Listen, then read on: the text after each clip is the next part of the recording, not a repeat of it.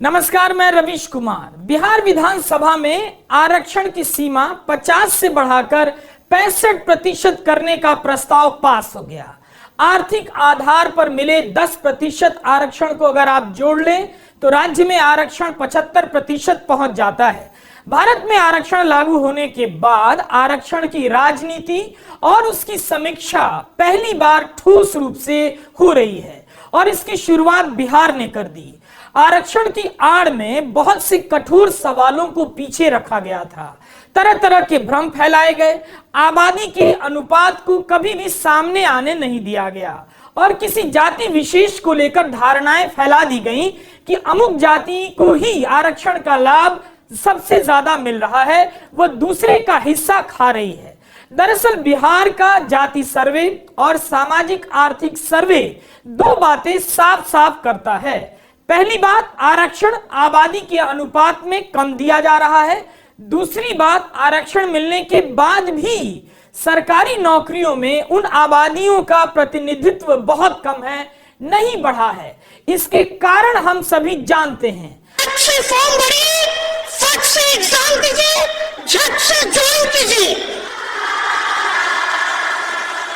झट से फॉर्म भरिए, फट से एग्जाम दीजिए, झट से ज्वाइन कीजिए। हाल ही में पटना के गांधी मैदान में 1 लाख से अधिक शिक्षकों को नियुक्ति पत्र दिया गया। इतनी बड़ी तादाद में सरकारी नौकरियां देने का चलन और उसकी राजनीति 90 के दशक के बाद खत्म हो गई थी। एक बार फिर से राजनीति में सरकारी नौकरियां वापसी कर रही हैं, तो यही समय है कि इस बार सही से आरक्षण की बात हो, आबादी के हिसाब से हर जाति के प्रतिनिधित्व की बात हो और ऐसा करने का आधार बिहार सरकार ने खुद ही देश को उपलब्ध करा दिया है। सरकारी नौकरियों में कमी के अलावा यह भी हुआ कि आरक्षण के पदों को भरने में तरह तरह की चालाकियां की गईं। चालाकी करने वालों ने समाज और देश का बड़ा नुकसान कर दिया।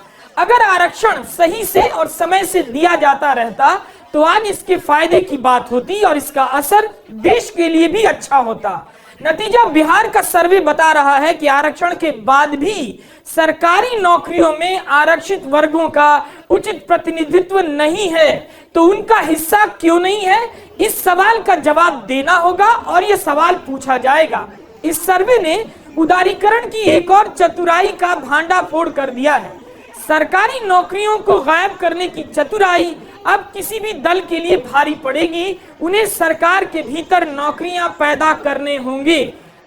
इसी के साथ आप दर्शकों को यह भी याद करना चाहिए कि अदानी पूर्व एनडीटीवी पर हमने अपने प्राइम टाइम में नौकरी को लेकर, सरकारी नौकरियों को लेकर कितने एपिसोड किए। तब नेताओं ने इस सीरीज का मजाक उड़ाया। आज सरकारी नौकरियां हर राजनीतिक दल के घोषणा पत्र में हैं और प्रधानमंत्री नरेंद्र मोदी भी नियुक्ति पत्र बांट रहे हैं। आबादी के हिसाब से देखिए तो बिहार का आंकड़ा अदालत से लेकर नीति बनाने वालों की गणित की समझ को भी चुनौती देता है, बल्कि पलट देता है। बिहार की आबादी में 15% हिस्सा अगड़ी जातियों और अन्य प्रतिवेदित जातियों व अल्पसंख्यकों का है। आरक्षण के मसौदे में बिहार सरकार ने लिखा है कि आर्थिक रूप से कमजोर वर्ग के लिए 10% आरक्षण राज्य में उनकी आबादी प्रतिशत के संदर्भ में 64.5% की हिस्सेदारी दिखलाता है। ऐसा कैसे हो सकता है कि 15% को 64% की हिस्सेदारी मिली हुई है?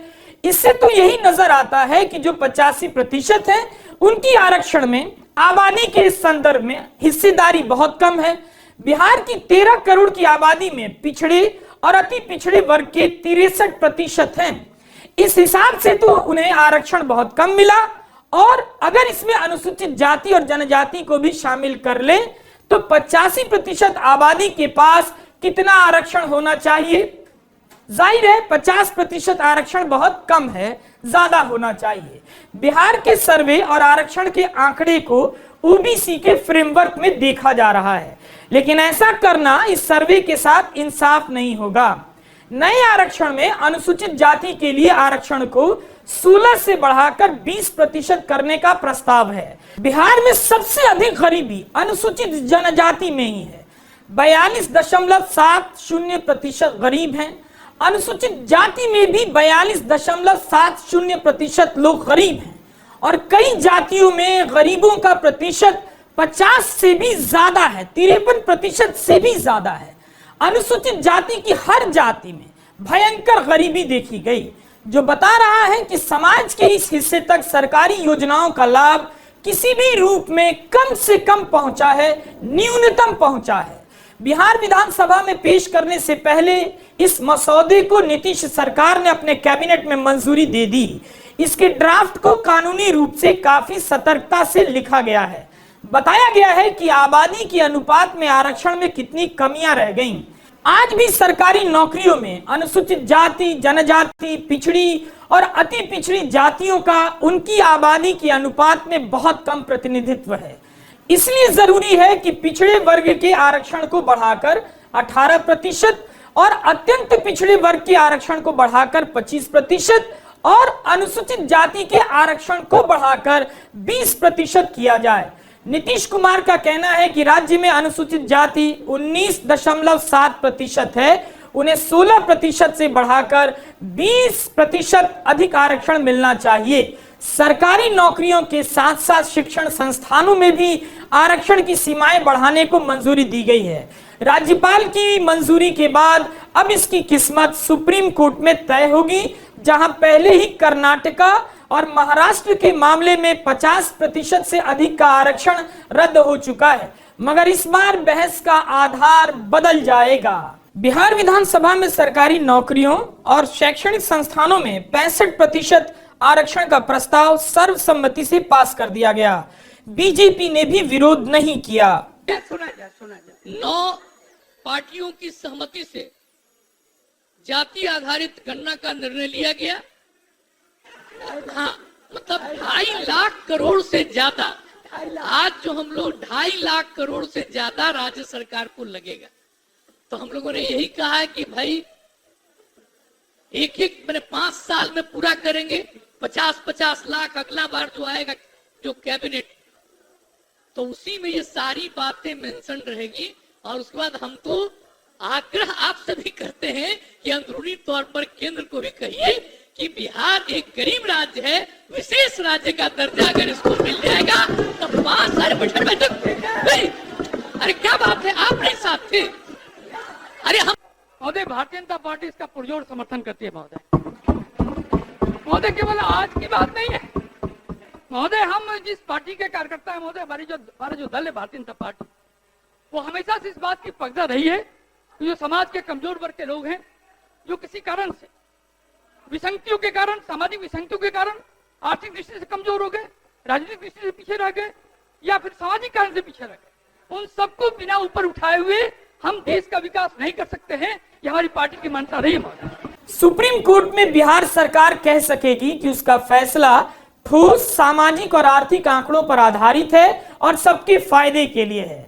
65% आरक्षण करने का प्रस्ताव वह एक झटके में लेकर नहीं आई है, बल्कि इसके लिए 13 करोड़ की आबादी का सर्वे कराया गया। संविधान के अनुच्छेद 15 और 16 में सकारात्मक कार्रवाई, अफर्मेटिव एक्शन के सक्षम प्रयासों की बात है, तो अब तक सही अनुपात में आरक्षण नहीं मिला है। जब तक नहीं मिलेगा, अनुपातों का संतुलन नहीं होगा, संविधान की यह भावना कैसे लागू होगी? बिहार सवाल करेगा कि राज्य में अगड़ी जाति का अनुपात 15% से कुछ अधिक है, मगर इसके गरीब तबके को 10% आर्थिक आरक्षण मिला है। अगर इसे ही पैमाना बना लिया जाए तो उन जातियों को अधिक आरक्षण देने से कैसे रोक सकते हैं जो आबादी का 85% है? इसलिए बिहार से चली यह बहस अब राष्ट्रीय स्तर पर जाएगी और जो लोग इसे खारिज कर इन कठोर सवालों से बचने की कोशिश करते हैं, उनके लिए मुश्किल होगा। चाहे दलित समाज के हो बढ़ाया है, आदिवासी समाज का बढ़ाया है, पिछड़ा का बढ़ाया गया है, तो ये तो काम किया गया, ऐतिहासिक काम किया गया। तो ये बीजेपी नहीं चाहती है कि किसी भी प्रकार से ये खबरें जो है जन तक पहुंचे। सुप्रीम कोर्ट ने मई 2021 में मराठा आरक्षण को असंवैधानिक करार दिया। जस्टिस अशोक भूषण की बेंच ने कहा कि महाराष्ट्र में ऐसी कोई अप्रत्याशित स्थिति या अपवाद स्वरूप परिस्थिति नहीं है कि मराठा समुदाय को अतिरिक्त आरक्षण दिया जाए, लेकिन इसी सुप्रीम कोर्ट ने आर्थिक रूप से कमजोर वर्ग को मिलने वाले आरक्षण और 103वें संवैधानिक संशोधन को 3-2 के बहुमत से सही माना। आर्थिक आधार पर आरक्षण का कोई प्रावधान नहीं है संविधान में, फिर भी इसे सही माना गया। तब भी जब सरकार की तमाम नीतियां आर्थिक आधार पर ही बनाई जाती हैं या ऐसा दावा किया जाता है, तो आरक्षण की बहस अब ठीक से होगी, हर राज्य में होगी। महाराष्ट्र में भी मराठा आरक्षण के संदर्भ में जातिगत सर्वेक्षण को टालना मुश्किल हो जाएगा। भारत में आरक्षण के विरोध का भी अध्ययन होना चाहिए कि किस किस आधार पर इसका विरोध होता है। इसमें से एक है आरक्षण के आधार पर ही आरक्षण का विरोध होता है कि अमुक जाति ही सारा आरक्षण खा जा रही है। इसे लेकर तरह तरह के भ्रम फैलाए जाते हैं। हाल ही में मुजफ्फरपुर की रैली में अमित शाह ने कह दिया कि सर्वे में मुसलमान और यादवों की संख्या ज्यादा दिखाई गई है। उन्होंने यह नहीं कहा कि ज्यादा दिखाने से क्या होगा, किस लिए दिखाई गई है, मगर यह बयान उसी भ्रम को हवा देता है कि आरक्षण का लाभ केवल यादवों को मिल रहा है, उन्हीं को मिलने वाला है। यह बात कभी कभी खुलकर भी कही जाती है, मगर ज्यादातर दबी जुबान में कही जाती है। सर्वे में क्या किया? यादव और मुस्लिम आबादी बढ़ाकर ईबीसी की आबादी को कम किया। अति पिछड़ा को अन्याय करने का काम ये लालू नीतीश की जोड़ी ने किया है। अमित शाह जी आए तो देश के गृह मंत्री है, ठीक है, आए, अच्छी बात है, लेकिन उनके भाषण से ऐसा लग रहा था जैसा उन्होंने कहा था कि 12वीं के बाद इंटरमीडिएट करा रहे हैं, 12वीं के बाद इंटरमीडिएट करवा रहे हैं। ये अमित शाह जी का मानना है और कहना है। तो हम कहना चाह रहे हैं, अभी हम सुने उनका बयान, सुने हैं उनका बयान, ये सुने हैं कि ये जाति जनगणना में यादव मुसलमान लोग का बढ़ा दिया गया, बाकी सब लोग का कम कर दिया गया। हमको यही कहना चाहते हैं, अगर इतना ही गलत अगर हुआ है अमित शाह जी, तो देश भर में करा ले, कौन रोका है? और जितने जगह बीजेपी शासित राज्य है वहाँ भी करवा ले जाति जनगणना, काहे नहीं करा रहे हो भाई? और ये आप बताइए ना, केंद्र में जितने कैबिनेट मंत्री बिहार से कौन है? ओबीसी है कि अति पिछड़ा है? जितने बीजेपी के मुख्यमंत्री ओबीसी है, कितने ओबीसी है और कितने अति पिछड़ा, जरा बता दें। तो ये बकवास की बातें जो है उन्हीं के मुंह से शोभा देती है। यहाँ केवल जो है बकवास बोलने आते हैं, झूठ बोलने आते हैं, कुछ है नहीं उनके पास कहने के लिए। अब यहाँ कलम बांटा जा रहा है, नौकरी बांटी जा रही है, तो उस पर एक शब्द नहीं बोल रहे। बताए देश में बट रहा है कि नहीं बट रहा है नौकरी? बताए उनके प्रदेश में नौकरी बट रहा है कि नहीं बट रहा? नौकरी जहाँ दी जा रही है वहाँ जंगल राज हो ही नहीं सकता, वहाँ मंगल राज है। जहाँ नहीं दी जा रही है नौकरियाँ, वहाँ जो है जंगल राज है। ये समझना चाहिए। जाति के सर्वे से हर जाति के बारे में बनी बनाई धारणाएं टूट जा रही हैं। जैसे आम चर्चा में माना जाता है कि भूमियार सबसे अमीर जाति है, लेकिन सर्वे बताता है कि अगड़ी जातियों में सबसे गरीब भूमियार जाति से ही है। 27% भूमियार गरीब हैं। मुसलमानों में शेख 25% गरीब हैं। सबसे कम गरीबी कायस्थ जाति में है, मात्र 13% कायस्थ गरीब हैं। यादवों के बारे में 100 धारणाएं टूटी हैं। लालू यादव की राजनीतिक सफलता के कारण इस जाति को लेकर कई तरह की चिढ़ पैदा की गई ताकि लोग इस जाति से नफरत करें। मीडिया के बाद राजनीति का भी इसमें सबसे बड़ा रोल रहा। कहा जाता है कि आरक्षण का लाभ केवल इसी जाति को मिला। यादव आबादी का 14% है, मगर मात्र 1.55% यादव ही सरकारी नौकरियों में हैं। कुल 1,86,00,000 यादवों में से केवल 2,90,000 के करीब सरकारी नौकरियों में हैं। यह भी कहा जाता है कि यादव ही ओबीसी में सबसे अमीर हैं, मगर ओबीसी वर्ग में सबसे गरीब इसी जाति से हैं, 35.87%। और आरक्षण के हिसाब से इनका प्रतिनिधित्व भी सामने आ गया। जैसे प्रभात खबर की हेडलाइन देखिए, लिखा है सरकारी नौकरियों में यादव सबसे आगे। यानी अब भी यह कोशिश चलती है कि बताया जाए कि यादव ही आरक्षण का सबसे ज्यादा लाभ ले रहे हैं, जबकि सर्वे ने बताया है कि आबादी के प्रतिशत के हिसाब से यादवों का बहुत कम हिस्सा सरकारी नौकरियों में है। जब भी कोई यादव मुख्यमंत्री होता है या पिछड़ी जाति का कोई भी होता है तो ये धारणा फैलाई जाती है कि थाने से लेकर हर विभाग में उनकी जाति के लोगों की तैनाती हो गई, लेकिन जब वे है ही नहीं सरकारी नौकरियों में तो कहां से ये तैनाती जाति के हिसाब से संपूर्ण बताई जाती है। इसलिए जरूरी है कि ऐसी अफवाहों और धारणाओं का जवाब इसी तरह के सर्वे और सही आंकड़ों से दिए जाएं। सरकारी नौकरियों में सबसे अधिक सामान्य वर्ग के लोग हैं। कुल 20.5 लाख लोगों में से 6,40,000 से अधिक सामान्य वर्ग के हैं। सामान्य वर्ग में कुल 2 करोड़ से अधिक लोग हैं और इनमें से 6,41,000 सरकारी क्षेत्र में काम करते हैं। इसमें 1,72,000 से अधिक ब्राह्मण हैं, भूमिहार 1,87,000 से अधिक हैं, राजपूत 1,71,000 से अधिक हैं। आबादी के अनुपात में सबसे अधिक कायस्थ हैं 6.68%, यानी 52,490 कायस्थ सरकारी नौकरियों में हैं। पहली बार किसी राज्य ने इस तरह का सर्वे पेश किया है। इस पर कम चर्चा है, नीतीश कुमार के उस बयान की ज्यादा चर्चा है जो उन्होंने विधानसभा में दिया और जिसके लिए बाद में माफी मांगी। लेकिन जिस सर्वे ने आरक्षण को लेकर विकास के तमाम दावों की पोल खोल दी है उसकी बातें कम हो रही हैं। केवल राज्य सरकार ही नहीं, विकास को लेकर केंद्र सरकार के तमाम दावों की पोल खुल गई। विकास भले अदानी और अंबानी के पास पहुंच रहा हो, 1% लोगों के पास पहुंच रहा हो जिनकी दौलत से भारत की जीडीपी बढ़ती है और भारत दुनिया की तीसरी बड़ी अर्थव्यवस्था बनने वाला है, मगर यह डेटा बता रहा है कि विकास लोगों तक नहीं पहुंचा है। दरअसल इस सर्वे की यही ताकत है। आप इस पर बात करेंगे तो नजर केवल बिहार पर नहीं पूरे देश पर जाएगी। बिहार सरकार ने हिम्मत का काम किया कि अपना सारा कच्चा चिट्ठा और रिकॉर्ड लोगों के सामने आधिकारिक रूप से रख दिया है। जब तक इस सच को स्वीकार नहीं किया जाएगा आगे बढ़ने का कोई नया रास्ता नहीं निकलेगा।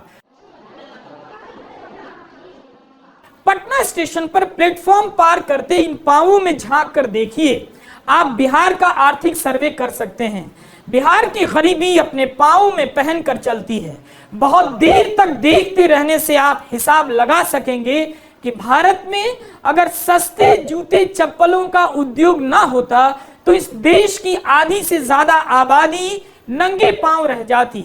महंगे और ओरिजिनल ब्रांड के जूते आपको इन पांवों में कम नजर आएंगे। यहाँ की आबादी का 34.13% हिस्सा महीने में 6,000 रुपए से भी कम कमाता है। लेकिन जब आप इस आंकड़े में 20,000 तक कमाने वालों को जोड़ देंगे तो 47.67% आबादी बहुत मामूली कमाई पर जी रही है।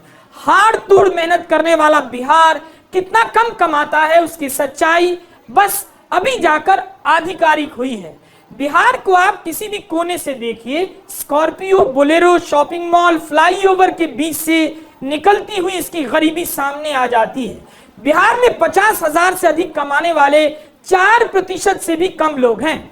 ओबीसी में 33% परिवार गरीब है, सामान्य वर्ग में 25%, अति पिछड़े वर्ग में 33.6% परिवार गरीब है और अनुसूचित जाति और जनजाति में सबसे अधिक 42% परिवार गरीब है।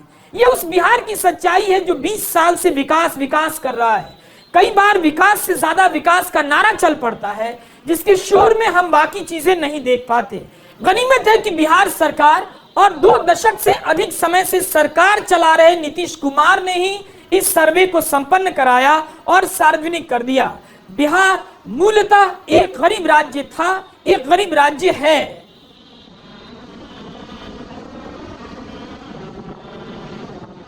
इस सर्वे से एक और बात सामने आई है, कई परिवारों ने अपनी आय नहीं बताई।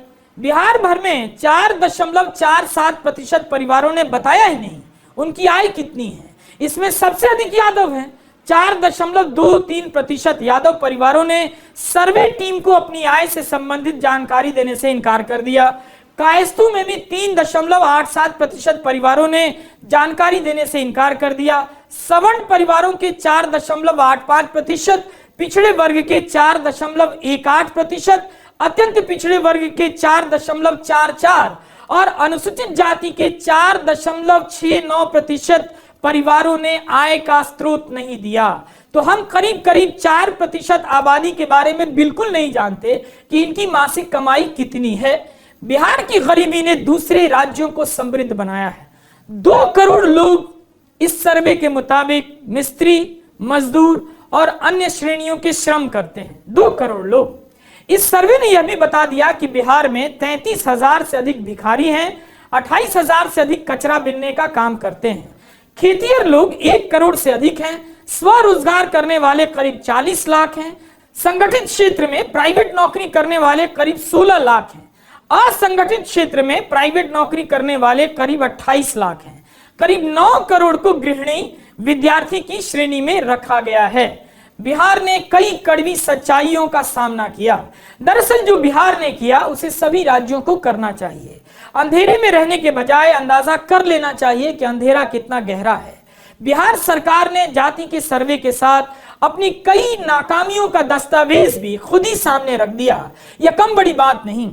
आमतौर पर सरकारें गरीबी से लेकर आर्थिक विषमता का आंकड़ा छिपाती हैं, मानती नहीं है, लेकिन नीतीश कुमार के नेतृत्व में महागठबंधन की सरकार ने अपनी कमियों और असफलताओं को भी सामने रख दिया। अब आप आधिकारिक तौर पर बिहार के बारे में जानते हैं कि राज्य की आबादी का 34% यानी 94 लाख परिवार महीने में 6,000 या उससे भी कम कमाता है। इस सर्वे के बाद गरीबी के नाम पर चलने वाली योजनाओं को सीधे उन 94 लाख परिवारों तक पहुंचाया जा सकेगा। नीतीश कुमार ने कहा है कि इन परिवारों को आर्थिक मदद के तौर पर एक बार में 2 लाख रुपए दिए जाएंगे, क्योंकि सरकार को मालूम है कि यह पैसा अब केवल 94 लाख परिवारों को ही जाएगा। 63,000 लोगों के पास पक्के मकान नहीं है। अब जब सरकार जान गई है तो इन लोगों के लिए योजनाएं बनाना पहले से ज्यादा आसान रहेगा और प्रगति भी तेज हो सकती है। सरकार ऐसे लोगों को 40,000 रुपए की अतिरिक्त मदद देने जा रही है। आप जब भी पटना जाएं, गंगा नदी के किनारे जाइएगा। यहाँ नावें इतनी चलती हैं कि लगेगा कि आज भी नाव यातायात के प्रमुख साधनों में से एक है। इसी गंगा नदी में अरबों रुपए के कई पुल बन गए, मगर गरीब लोग पुल पार नहीं कर पाते हैं। वे नाव से ही नदी पार करते हैं। इस गरीबी के पीछे शिक्षा भी है। सर्वे के अनुसार 10% आबादी 11वीं 12वीं तक पढ़ी है। कम पढ़ाई, कम कमाई और बहुत दवाई, यही बिहार है। 22% से अधिक लोग पहली कक्षा से लेकर 5वीं कक्षा तक पढ़े हैं। दुख भी होता है कि इन आंकड़ों को बताते हुए कि कैसा बिहार है। 90 के दशक के बाद उदारीकरण और 2 दशक से अधिक समय से विकास की राजनीति ने इस राज्य को कहीं का नहीं छोड़ा। यहाँ कोई नितिन गडकरी नहीं है, गंगा विलास जैसा नौका विहार नहीं है, मगर नावें यहाँ की गरीबी का हिस्सा हैं। इस सर्वे में बताया गया है कि 95% से अधिक बिहारियों के पास यातायात का कोई साधन नहीं है। गरीबी के कारण भी लोग नावों की सवारी करते हैं।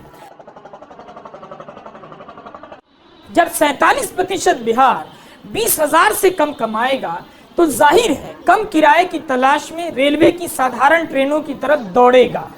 ट्रेनों में भीड़ होगी तो दरवाजे पर लटक कर जान जोखिम में डालकर यात्राएं करेगा। किराया बचाने के लिए टेम्पो और बस के ऊपर सवारी करेगा। आप बिहार के किसी भी स्टेशन पर जाइए, वहां पर लोगों की भारी भीड़ नजर आएगी और उनकी गरीबी भी। बिहार की आबादी 13.07 करोड़ है और 12.48 करोड़ के पास परिवहन का कोई साधन नहीं है।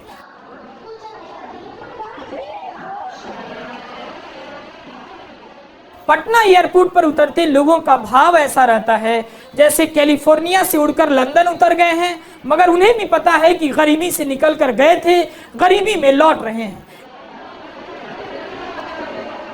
एयरपोर्ट के बाहर गाड़ियों की भरमार से लगेगा कि बिहार में कितनी अमीरी है। सबके पास बोलेरो, स्कॉर्पियो, सफारी, इनोवा और होंडा है, लेकिन सच यही है कि केवल 0.44% के पास ही 4 पहियों की गाड़ी है। आधे प्रतिशत लोगों के पास भी 4 पहिए की गाड़ी नहीं है। 98% के पास किसी तरह की गाड़ी नहीं है। बिहार में 12 करोड़ लोगों के पास कंप्यूटर या लैपटॉप नहीं है। बिहार में 1 करोड़ लोग खेती करते हैं, लेकिन केवल 1,67,000 लोगों के पास ही ट्रैक्टर है। नीतीश कुमार और तेजस्वी यादव को जातिवादी बताया जाने लगा। डर बिठाया गया कि 90 के दशक की जातिवादी राजनीति लौट रही है, हिंदू धर्म की एकता भंग हो रही है। मगर इन नेताओं ने रिस्क लिया, हिम्मत दिखाई, कदम बढ़ा दिया। केंद्रीय स्तर पर राहुल गांधी भी जाति के सर्वे की बात करने लगे और प्रस्ताव पास कर दिया कि कांग्रेस की केंद्र में सरकार बनेगी तो कास्ट सर्वे कराएगी। कांग्रेस पार्टी ने विधानसभा चुनाव में भी कास्ट सर्वे को घोषणा पत्रों में शामिल किया है। इन्हीं का दबाव है कि आज बीजेपी बिहार से लेकर देश भर में बोलने लग गई है कि हमने जाति की गणना का विरोध ही कब किया था। बीजेपी को बताना चाहिए कि उसने समर्थन कब किया था। मोदी जी भाषण में कहते हैं हिंदुस्तान में कोई जात नहीं है, सिर्फ गरीब है।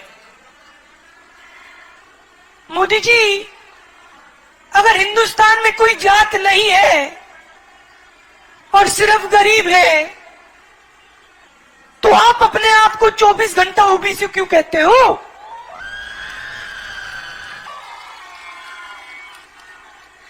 और नरेंद्र मोदी जी, ये भी मुझे बता दो,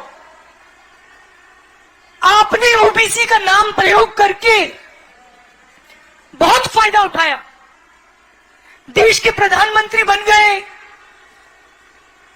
करोड़ों रुपए के आप सूट पहनते हो,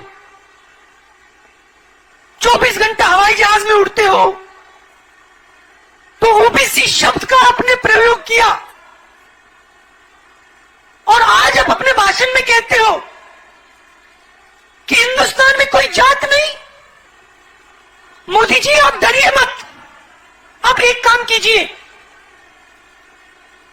जाति जनगणना के बारे में देश को बता दीजिए। बिहार की गरीबी देश को चुभेगी और बिहार को भी, सबको दिख रहा था, बस इससे इनकार करना मुश्किल होगा। विकास की हवाई बातों से हालात नहीं बदले। इस सर्वे से आम लोगों को भी दिखेगा कि उन तक विकास कितना पहुंच रहा है। इस सर्वे के नतीजों को लेकर गोदी मीडिया बेशक नीतीश कुमार और तेजस्वी यादव से सवाल पूछ सकता है, बस गोदी मीडिया को याद रखना होगा कि यह आंकड़े उसके सर्वे से नहीं आए हैं, सरकार ने खुद उपलब्ध करा दिए हैं। पर इसमें भी एक दिक्कत होगी, गोदी मीडिया इस सर्वे को लेकर जब भी बिहार सरकार से सवाल करेगा, उसके सवाल प्रधानमंत्री मोदी तक भी जाएंगे। तब इंटरनेट से उसके रिसर्च में आ जाएगा कि प्रधानमंत्री मोदी ने आंकड़ों के साथ क्या किया है, आरटीआई के साथ क्या किया है। उसे बताना पड़ेगा कि 10 साल से केंद्र में रहने के बाद भी आज तक भारत में जनगणना नहीं हुई है। आखिर वे क्या छिपाना चाहते हैं? क्या मोनोरेल, वंदे भारत और बुलेट ट्रेन से भारत की तस्वीर को ढक रहे हैं?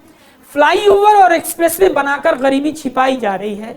वंदे भारत लिख लीजिए, वंदे भारत भारत का नया फ्लाईओवर है। इससे ना तो ट्रैफिक जाम की समस्या दूर हुई और ना वंदे भारत से रेल यात्रियों की दिक्कतें दूर होने वाली हैं। शायद इसीलिए नरेंद्र मोदी जाति की गणना को लेकर हमलावर हो गए, उसका मजाक उड़ाने लगे। अब अमित शाह कहने लगे हैं कि हमने कभी विरोध नहीं किया, लेकिन बताना चाहिए कि अभी तक जनगणना क्यों नहीं कराई।